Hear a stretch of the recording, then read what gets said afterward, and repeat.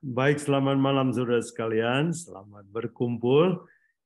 Kita akan memulai sebuah seri pelajaran baru, dan seri ini adalah seri 10 hukum.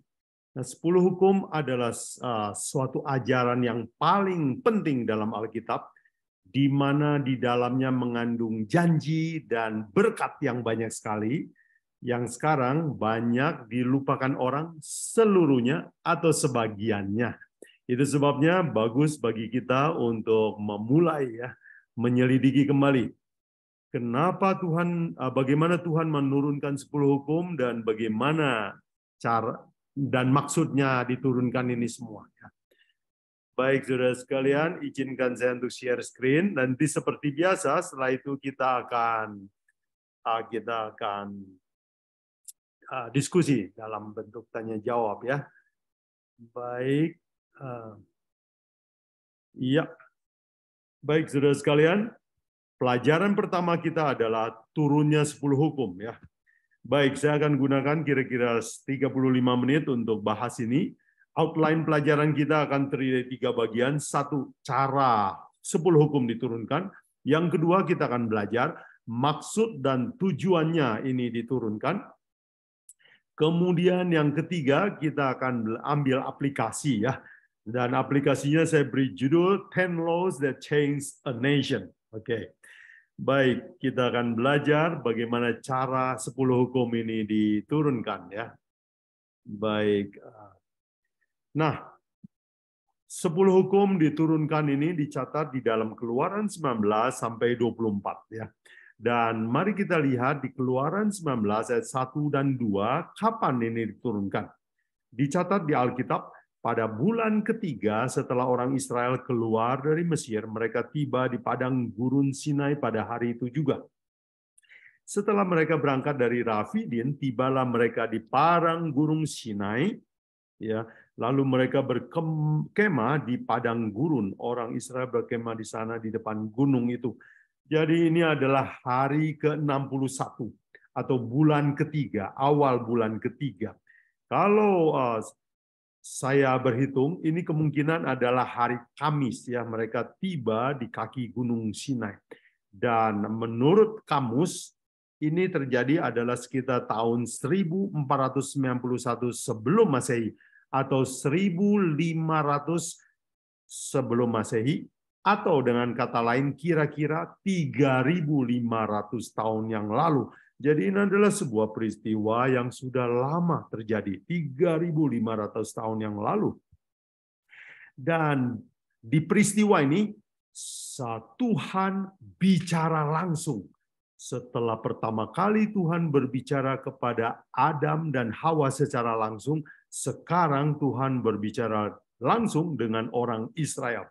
Keluaran 19 ayat 9 dikatakan, berfirmanlah Tuhan kepada Musa, sesungguhnya aku akan datang kepadamu dalam awan yang tebal dengan maksud supaya dapat didengar oleh bangsa itu apabila aku berbicara dengan engkau, supaya mereka itu percaya kepada kamu, ya, kepada Musa. Jadi Tuhan sengaja mau berbicara langsung kepada bangsa Israel. Nah, untuk pembicaraan langsung ini Tuhan mengadakan persiapan. Persiapannya Tuhan minta ditulis di dalam Keluaran 19 ayat 10 dan 11. Berfirmanlah Tuhan kepada Musa, pergilah kepada bangsa itu, suruhlah mereka menguduskan diri pada hari ini dan besok. Dan mereka harus mencuci pakaiannya. Menjelang hari ketiga, mereka harus bersiap. Sebab pada hari ketiga, Tuhan akan turun di depan mata seluruh bangsa itu di Gunung Sinai. Lalu Tuhan juga bilang, buat batas ya di Keluaran 19 ayat 12. Sebab itu haruslah engkau memasang batas bagi bangsa itu berkeliling sambil berkata, jagalah baik-baik. Jangan kamu mendaki gunung itu atau kena kepada kakinya. Sebab siapapun yang kena kepada gunung itu pasti dia dihukum mati. Jadi Tuhan begitu sakral, begitu kudus, dia hadir di Gunung Sinai. Lalu Tuhan bilang pasang pagar, pasang tanda, batas. Jangan ada yang sentuh gunung. Nah, apa yang terjadi setelah 2 hari persiapan itu? Pada hari ketiga, inilah yang terjadi. Dan hari ketiga ini dicatat di dalam Keluaran 19 ayat 18 dan 19. Gunung Sinai ditutupi seluruhnya dengan asap, karena Tuhan turun ke atasnya dalam api. Asapnya membumbung seperti asap dari dapur, dan seluruh gunung itu gemetar sangat. 19. Bunyi sangkakala kian lama kian keras, berbicaralah Musa, lalu Allah menjawabnya dalam guruh. Jadi saudara bisa bayangkan, pada hari ketiga terjadi sebuah peristiwa yang supernatural.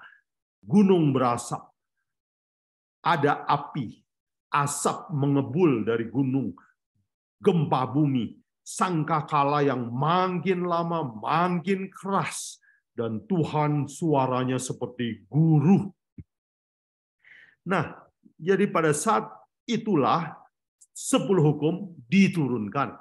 Setelah peristiwa di Keluaran 19 itulah dimulailah Keluaran 20 yang berisi 10 hukum ya. Lalu Allah mengucapkan segala firman ini, yaitu 10 hukum.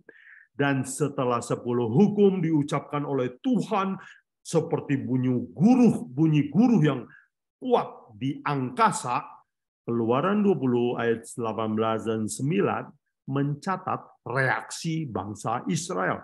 Dikatakan, maka bangsa itu takut dan gemetar, dan mereka berdiri jauh-jauh. Mereka berkata kepada Musa, "Engkaulah yang berbicara dengan kami, maka kami akan mendengarkan. Tetapi janganlah Allah berbicara dengan kami, nanti kami mati." Ketakutannya luar biasa. Dan setelah diberikan 10 hukum, diberikan penjelasan dan peraturan. Di Keluaran 20 ayat 22 dan 23, setelah 10 hukum dibunyikan, disuarakan oleh Tuhan di angkasa, lalu ayat 22 mencatat demikian. Lalu berfirmanlah Tuhan kepada Musa.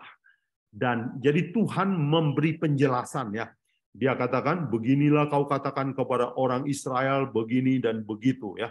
Di dalam Keluaran 21 ayat 1 dilanjutkan, inilah peraturan-peraturan yang harus kau bawa ke depan mereka.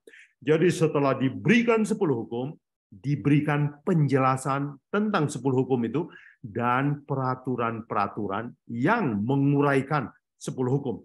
Kalau bahasa sekarang namanya judlak ya, petunjuk pelaksanaan.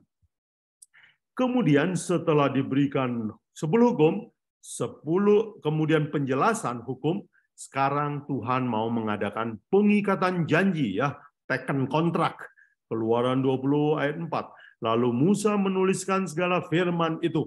Keesokan harinya pagi-pagi didirikannya mezbah di kaki gunung itu dengan 12 tugu sesuai dengan ke-12 suku Israel. Lalu Musa memotong hewan, lalu darahnya dipercikkan kepada batu-batu itu. Jadi inilah proses pengikatan janji setelah 10 hukum dan penjelasannya diberikan kepada orang Israel. Nah, tidak sampai di situ saja, tetapi berikutnya Tuhan masih memberikan sebuah alat peraga, dan alat peraga ini begitu seriusnya sehingga Tuhan meminta Musa untuk naik ke atas gunung selama berapa lama? 40 hari 40 malam. Keluaran 24 ayat 17-18 dicatat, tampaknya kemuliaan Tuhan sebagai api yang menghanguskan di puncak gunung itu pada pemandangan orang Israel. Ayat 18. Lalu masuklah Musa ke tengah-tengah awan itu dengan mendaki gunung itu, lalu tinggallah ia di atas gunung itu 40 hari dan 40 malam lamanya, dan Musa tidak makan, tidak tidur. 40 hari, 40 malam dia berbicara dengan Tuhan selama itu. Dan apa yang Tuhan berikan kepada Musa? Tuhan selama 40 hari seminar ini, kalau kita pakai bahasa sekarang, Tuhan menunjukkan alat peraga yang harus Musa buat. Alat peraga itu bernama Bait Suci. Keluaran 25 ayat 1, 8, dan 9. Berfirmanlah Tuhan kepada Musa, ayat 8, dan mereka harus membuat tempat kudus bagiku, supaya aku akan diam di tengah-tengah mereka. Menurut segala yang kutunjukkan kepadamu sebagai contoh kemah suci dan sebagai contoh segala perabotannya, demikianlah harus engkau membuatnya. Jadi Tuhan bukan hanya menerangkan, tapi Tuhan kasih contoh. Wah, jadi ini seperti seminar pakai slide presentation, di mana Musa bisa lihat, bisa juga tanya, diskusi dengan Tuhan. Dan setelah 40 hari 40 malam, Musa mau turun gunung, apa yang Tuhan lakukan? Tuhan menuliskan 10 hukum itu di atas 2 keping batu. Keluaran 24 ayat 12 dan 31 ayat 18 mencatat demikian. Tuhan berfirman kepada Musa, naiklah menghadap aku ke atas gunung, dan tinggallah di sana, maka aku akan memberikan kepadamu loh batu, yakni hukum dan perintah yang telah kutuliskan untuk diajarkan kepada mereka. Dan sudah perhatikan Keluaran 31 ayat 18. Ini adalah ayat yang maha penting.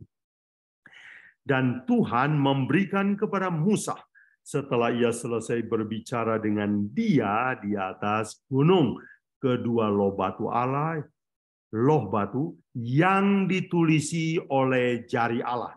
Perhatikan saudara sekalian, ini adalah satu-satunya bagian dari firman Tuhan yang penulisnya, juru tulisnya, bahasanya adalah datang sepenuhnya dari Tuhan.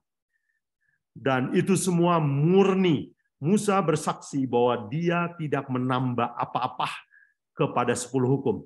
Ulangan 5 ayat 22, ini pengulangan Musa. Firman itulah yang diucapkan Tuhan kepada seluruh jemaatmu dengan suara nyaring di gunung, dari tengah-tengah api, awan, dan kegelapan, dan tidak tambahkannya apa-apa lagi.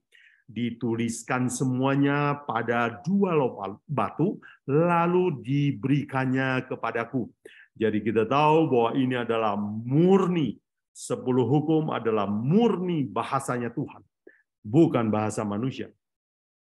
Baik, jadi saya ingin ringkaskan kronologi turunnya 10 hukum Allah, ya. Yang pertama adalah Tuhan pada hari ke-61 waktu mereka keluar, setelah mereka keluar dari Mesir, Tuhan bilang, buatlah persiapan hari ini dan besok. Artinya persiapannya 2 hari. Kemudian pada hari ketiga turun 10 hukum, ya. Dan Tuhan mengucapkannya secara lisan, secara verbal. Dan berikutnya Tuhan memberi penjelasan tentang 10 hukum kepada Musa. Selanjutnya, keempat, Tuhan mengikat perjanjian dengan 12 suku Israel. Dan yang kelima, Tuhan meminta Musa untuk persiapan naik gunung. Ya, persiapannya adalah 6 hari. Dan pada hari ke-7, yaitu hari Sabat, poin nomor 6, Musa diminta naik ke gunung dan dia ditinggal di sana 40 hari, 40 malam. Dan Tuhan memberikan petunjuk tentang pendirian bait suci. Kemudian yang ke-7, lalu Musa turun gunung dengan 2 loh batu di tangannya. Nah, saudara sekalian, inilah kronologi turunnya 10 hukum yang dicatat dalam Keluaran 19 sampai 24. Saya berharap dengan penjelasan kronologi ini kita diingatkan kembali betapa ajaibnya, betapa magnificent-nya peristiwa turunnya 10 hukum. Baik, sekarang kita akan belajar makna, bagian kedua, makna dan tujuan diberikannya 10 hukum ini. Nomor 1, saudara sekalian, pelajaran kita bisa ambil adalah 10 hukum adalah bagian yang tertinggi dari semua ilham di Alkitab. Bagaimana cara Allah berbicara kepada manusia melalui Alkitab? Menurut 2 Timotius 3 ayat 16, Paulus bilang, segala tulisan Alkitab diilhamkan Allah. Nah, saudara sekalian, ilham di dalam Alkitab terdiri dari dua bagian. Yang pertama adalah disebut wahyu, ya, diwahyukan. Yang kedua adalah disebut inspirasi atau diberikan idenya. Juru tulisnya adalah manusia sendiri. Nah, mari kita lihat dua cara bagaimana Alkitab ini diturunkan. Pertama, melalui wahyu. Nah, wahyu yang pertama yang tingkatnya paling tinggi, paling sakral adalah diberikan lengkap dengan teksnya, kata-katanya Tuhan yang atur. Dan inilah yang baru kita telah pelajari, satu-satunya bagian di Alkitab yang diberikan, dituliskan oleh Tuhan sendiri adalah 10 hukum Allah. Dan cara wahyu yang kedua adalah para nabi mendengar suara Tuhan dan mereka menuliskannya kembali dengan bahasanya sendiri. Dalam istilah lain disebut transkrip, ya. Jadi juru tulis, dia dengar, dia lihat, dia tulis dengan bahasa dia sendiri. Dan yang ketiga, melalui mimpi. Dia bermimpi lalu dia tuliskan mimpinya. Yang keempat, melalui penglihatan, yaitu Tuhan seperti memutar sebuah video, ya, sehingga orang itu bisa melihat, bisa melihat peristiwa-peristiwa surgawi. Itu disebut penglihatan. Tetapi antara nomor 2, 3, dan 4 semuanya pakai bahasa penulis.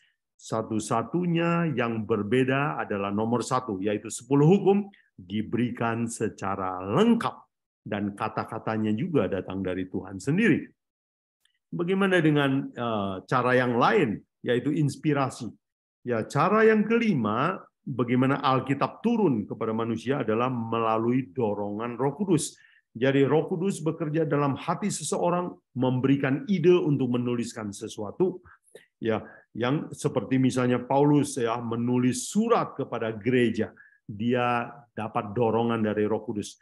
Kemudian inspirasi yang cara Alkitab ditulis yang lain adalah melalui penyelidikan Alkitab, ya. Dia menyelidiki buku-buku, lalu dia menuliskan sebuah kesimpulan, dan ini juga adalah inspirasi. Penyelidikan ini adalah cara Lukas, ya, tabib Lukas menulis kitab Lukas dan kitab Kisah Para Rasul dengan cara interview, dengan cara penyelidikan. Dan yang ketujuh adalah kesaksian.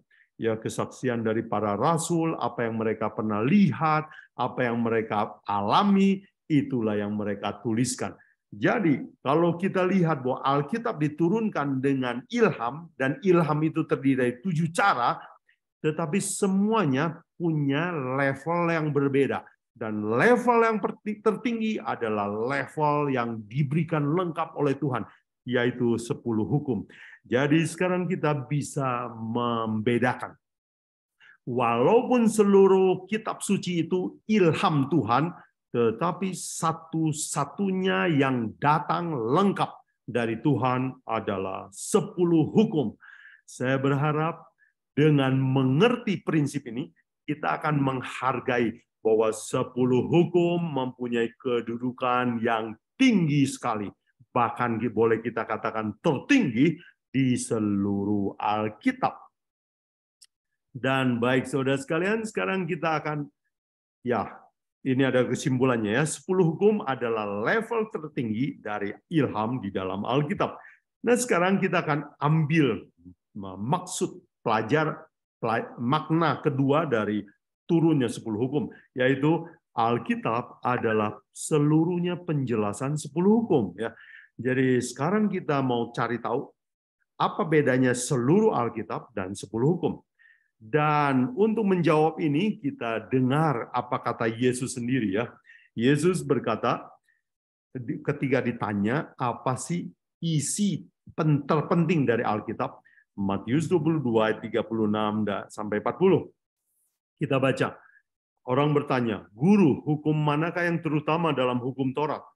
Jawab Yesus kepadanya, "Kasihilah Tuhan Allahmu dengan segenap hatimu, dengan segenap jiwamu, dan dengan segenap akal budimu. Itulah hukum yang terutama dan yang pertama. Kita tahu bahwa 10 hukum terdiri dari 2 tablet, 2 loh batu. Loh yang pertama, tablet yang pertama berisi hukum ke-1 dan sampai ke-4, itu adalah kewajiban kasih kita kepada Allah. Jadi Yesus sedang meringkaskan 10 hukum, ya. Orang bertanya, hukum mana yang pertama? Dia katakan, bagian yang pertama, yang terutama adalah kasih Tuhan Allah dengan segenap hatimu dan dengan segenap jiwamu dan dengan segenap akal budimu. Dan dia melanjutkan, dan hukum yang kedua yang sama dengan itu, sama pentingnya maksudnya, ialah kasihilah sesamamu manusia seperti dirimu sendiri. Pada kedua hukum inilah, pada kedua loh batu inilah, tergantung seluruh hukum Taurat dan kitab para nabi. Seluruh hukum Taurat dan kitab para nabi adalah kata lain untuk Alkitab, bukan? Jadi, dengan kata lain, Yesus mengatakan bahwa pada kedua loh batu inilah tergantung atau seluruh Alkitab itu bergantung atau bersumber. Kalau begitu, apa isi Alkitab? Isi seluruh Alkitab adalah penjelasan terhadap 10 hukum Allah. Jadi sekarang kita mengerti, saudara sekalian, bahwa Alkitab, ya, itu tidak bertentangan dengan 10 hukum. Bahkan Alkitab itu keseluruhannya hanya penjelasan dari 10 hukum. Begitulah Tuhan juga berusaha menjelaskan 10 hukum lewat Musa melalui peraturan-peraturan. Dan kalau saudara lihat kisah hidup manusia di dalam Alkitab, ya isinya adalah bagaimana mereka melanggar hukum Tuhan, bagaimana mereka bertobat, apa akibatnya melanggar hukum Tuhan, apa keuntungannya kalau menuruti hukum Tuhan. Seluruh Alkitab ceritanya adalah tentang 10 hukum Allah. Nah, sekarang kita mau belajar pelajaran yang ketiga dari turunnya 10 hukum, apa? Yaitu Yesus adalah alat peraga 10 hukum. Tadi kita sudah belajar bahwa Tuhan memberikan 10 hukum secara lisan, kemudian memberi penjelasan, kemudian memberikan petunjuk alat peraga selama 40 hari 40 malam. Dan alat peraga itu bernama bait suci, ya. Dan apa arti dari bait suci? Beberapa waktu yang lalu, beberapa minggu lalu kita sudah selesaikan seri pelajaran bait suci. Dan kita tahu bahwa bait suci semuanya menjelaskan tentang tugas misi Yesus. Mari kita baca ulang bahwa Yesus adalah kunci untuk mengerti 10 hukum. Yohanes 1 ayat 17, Rasul Yohanes, Injil Yohanes menuliskan demikian. Sebab hukum Taurat diberikan oleh Musa. Ya, hukum Taurat Tuhan kasih hadiah lewat Musa. Tetapi hadiah yang namanya kasih karunia dan kebenaran datang lewat siapa? Yesus Kristus. Jadi kalau begitu, hukum Taurat dan kasih, Musa dan Yesus, itu semua adalah pemberian Allah. Untuk apa? Untuk hidup yang lebih baik, untuk mengerti maksud Tuhan lebih baik. Jadi saudara sekalian, hukum Taurat tidak pernah berdiri sendiri. Hukum Taurat perlu sebuah alat peraga supaya manusia makin mengerti tentang 10 hukum. Dan untuk mengerti 10 hukum, orang harus belajar bait suci. Kalau begitu, hal yang sama juga menjadi kunci, yaitu untuk mengerti 10 hukum, kita harus belajar Yesus Kristus. Tanpa belajar Yesus Kristus, hukum Taurat hanya berisi larangan-larangan yang kaku, hanya kata-kata yang tidak mempunyai makna yang dalam. Tetapi dengan mengerti Yesus, kita mengerti betapa dalamnya 10 hukum, betapa bermanfaatnya 10 hukum. Baik, jadi kemudian Yesus mengatakan bahwa memang bait suci itu berbicara tentang saya. Yohanes 2 ayat 19 dan 21, jawab Yesus kepada mereka, rombak bait Allah ini dalam 3 hari aku akan mendirikannya kembali. Tetapi yang dimaksudkannya dengan bait suci ialah tubuhnya sendiri.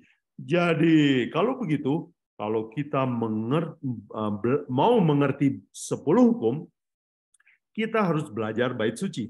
Dan setelah belajar bait suci, maka kita akan makin mengerti Yesus Kristus. Sebab bait suci adalah alat peraga untuk mengerti Yesus Kristus.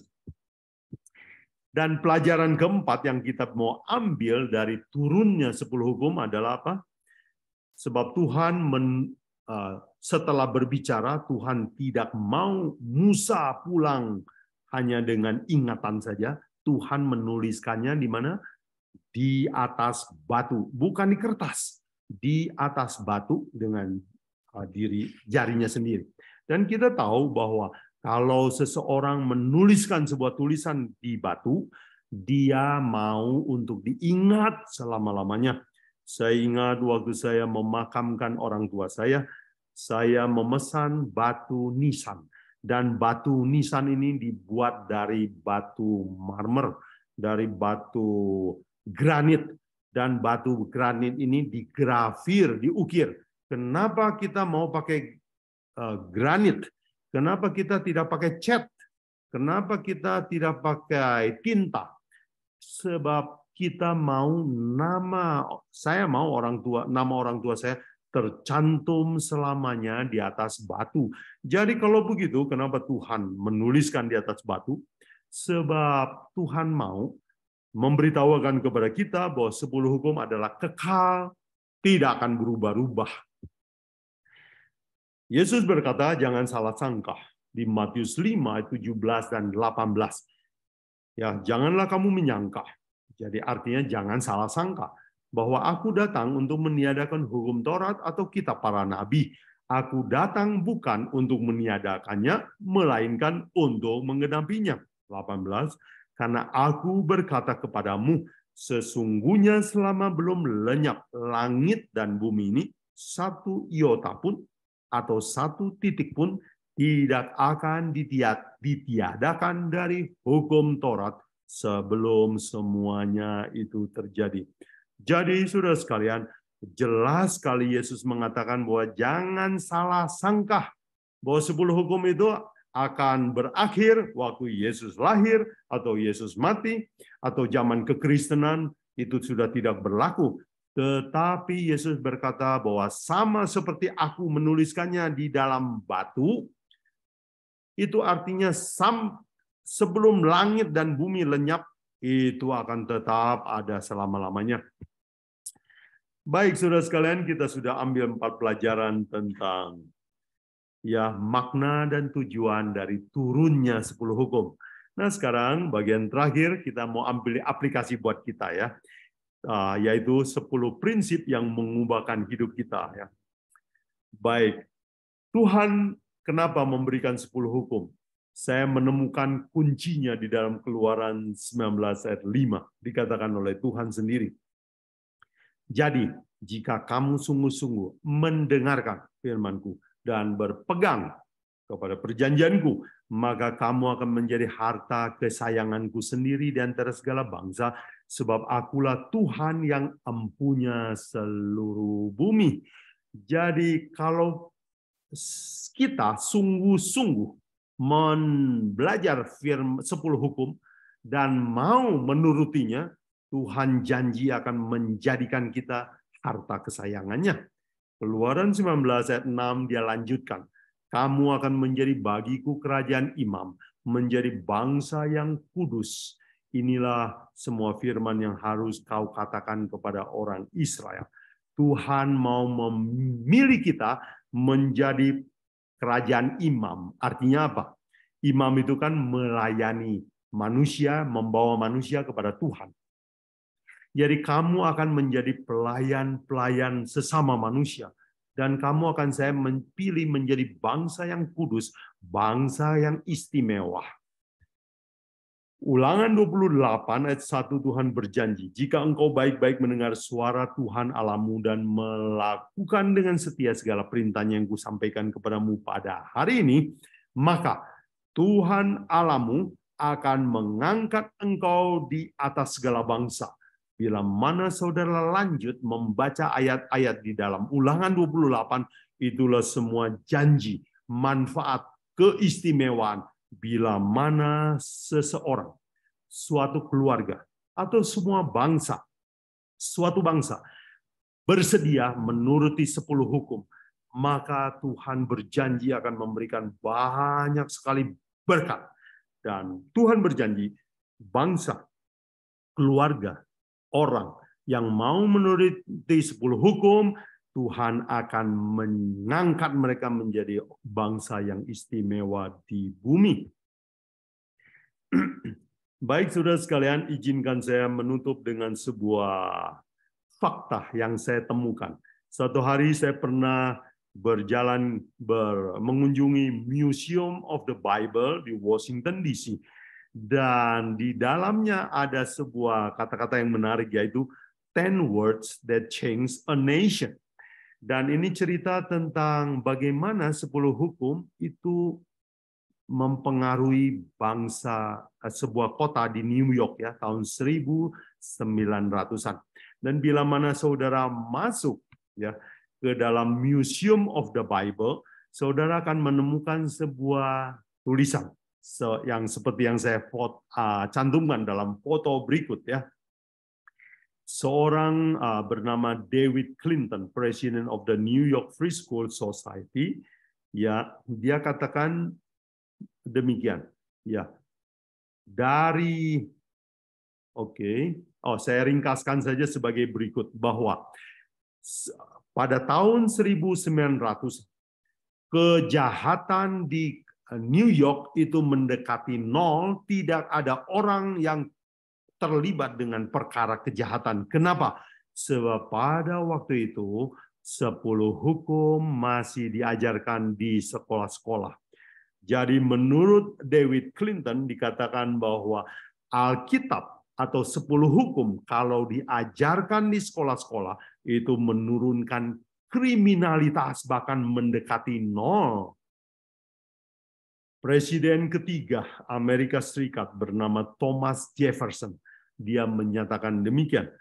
Ya, I have always said, I always will say that the studious perusal of sacred volume will make better citizens, better fathers, and better husbands. Dan saudara, ini saya kutip dari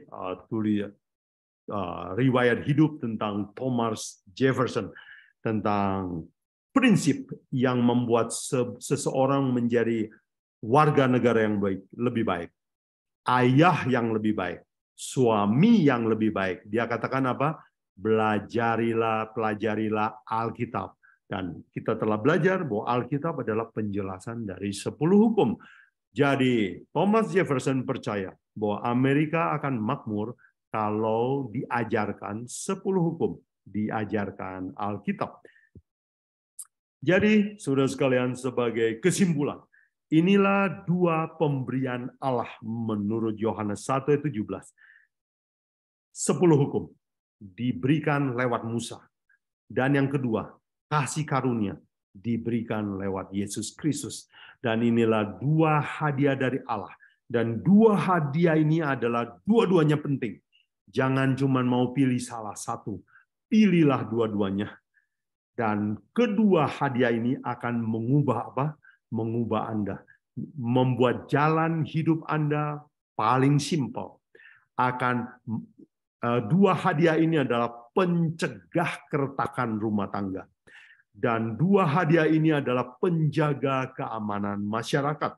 Bahkan kalau saudara menuruti kedua prinsip dari hadiah dari Tuhan ini, saudara akan mendapatkan kemakmuran. Suatu bangsa, suatu keluarga, atau seseorang akan mengalami kemakmuran dengan menuruti 10 hukum.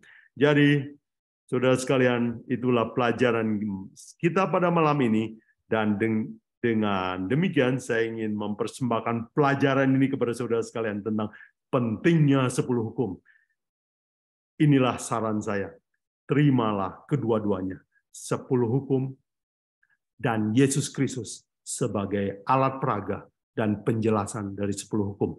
Semoga pelajaran hari ini akan menolong kita menjadi orang Kristen yang lebih baik, menjadi memiliki keluarga yang lebih bahagia, bahkan menjadi sebuah bangsa yang lebih diberkati Tuhan.